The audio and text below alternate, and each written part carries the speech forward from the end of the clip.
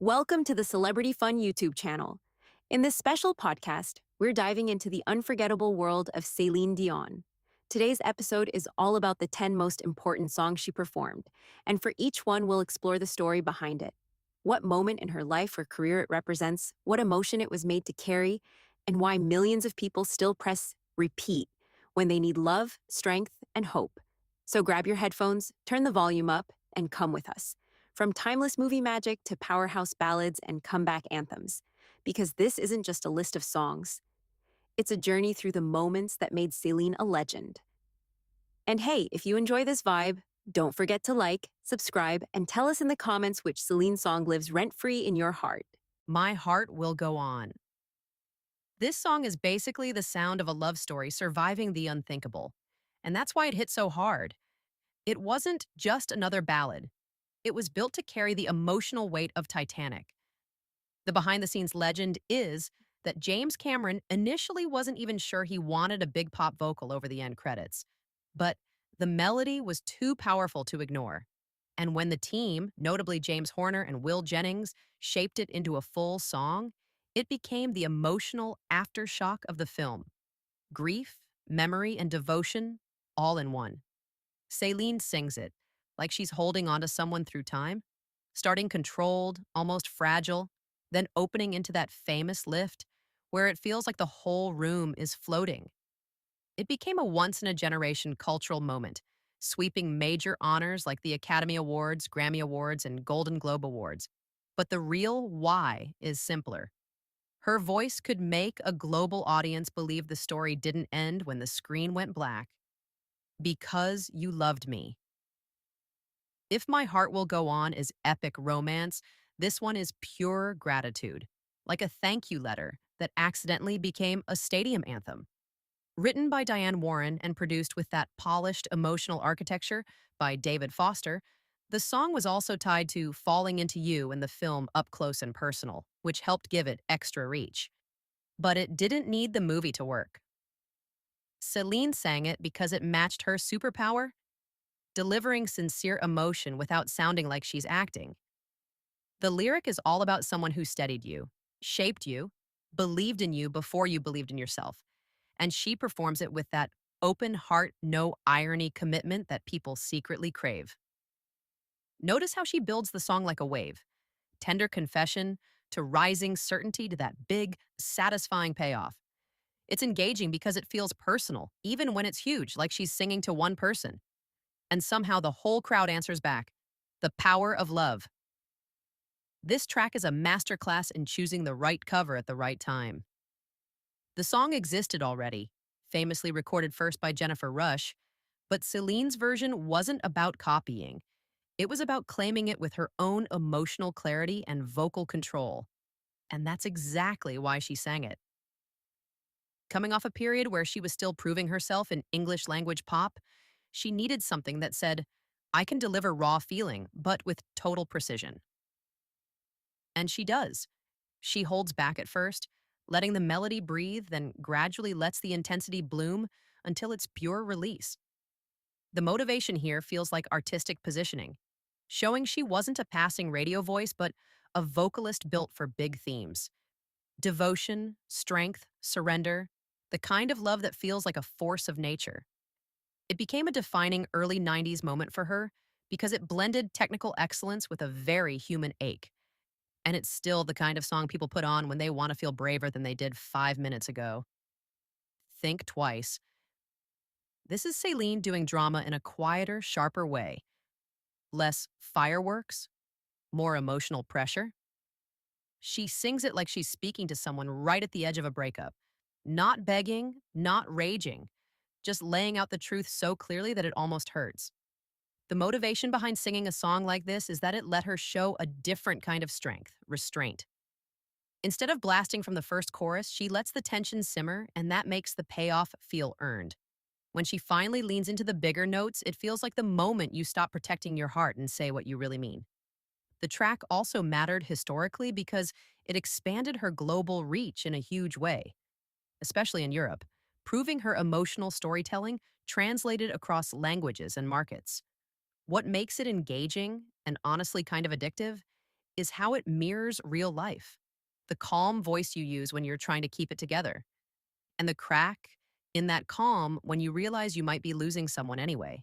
It's all coming back to me now. This song is basically a romantic thriller in musical form, and Celine sang it because almost nobody else could make something this theatrical still feel emotionally true. Written by Jim Steinman, it's built like a Gothic cathedral. Huge verses, massive chorus, dramatic pauses, surges, echoes, everything exaggerated on purpose, because the story is about memories rushing back so violently they feel physical. The motivation here isn't let's be subtle, it's let's go all in. Celine's voice becomes the special effect. She can whisper a line like she's haunted, then turn around and unleash a note that feels like lightning hitting the stage. Even the length and structure are part of the experience. It's not a neat pop snack, it's a full emotional meal. People still love it because it's gloriously extra in the most satisfying way. Heartbreak, nostalgia, passion, regret, and that wild feeling of, I thought I was over it, and I absolutely am not. Beauty and the Beast. This duet wasn't just a pretty Disney moment, it was a strategic and artistic welcome to the world for Celine's English language career. Tied to Beauty and the Beast and backed by the Walt Disney Company power, the song let her step into a space where her voice naturally belongs.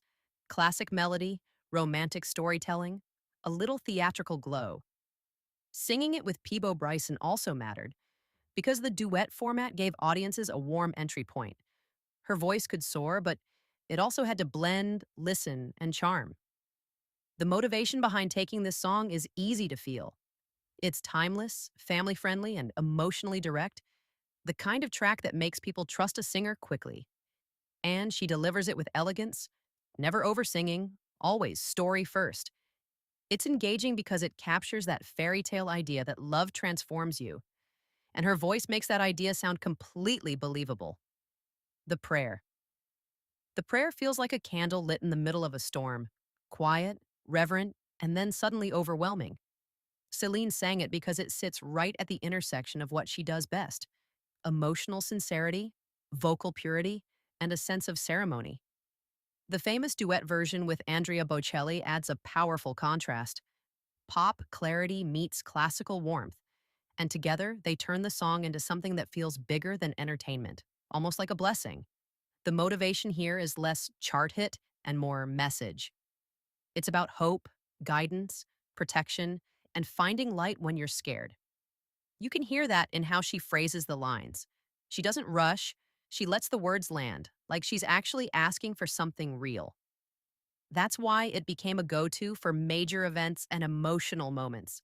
It gives people permission to feel vulnerable without feeling weak. It's engaging because it builds, not with swagger, but with soul. And when it rises, it feels like relief.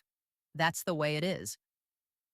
This is Celine, proving she can be bright, modern, and playful without losing her identity.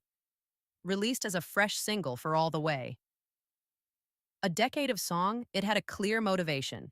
She was closing one chapter, a decade of massive ballads, and needed a track that said, I'm not only the queen of heartbreak, I can do joy too. With pop hitmakers like Max Martin involved, the sound leans punchier and more rhythmic, but the emotional engine is still very Celine, resilience. The lyric is basically a pep talk you can dance to. Life is messy, love is complicated, but you keep going anyway. She sings it with sparkle and confidence, like she's grabbing you by the shoulders and saying, hey, breathe, you've got this. It's engaging because it's uplifting without being cheesy, and because hearing a powerhouse vocalist choose optimism feels weirdly reassuring. A new day has come. This song is a return to the light moment, and that's the whole point. It's not just a single, it's a statement. After stepping back from the spotlight for personal reasons, Celine came back with a track built on renewal, like sunrise after a long, heavy night. The motivation behind singing it is practically written into the title. She wanted something that could carry hope without denying hardship, and her voice is perfect for that balance.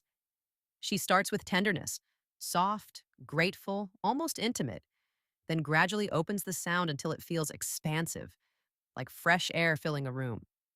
It also served as a bridge into her next era, reminding the world that her emotional center hadn't changed even as pop trends did.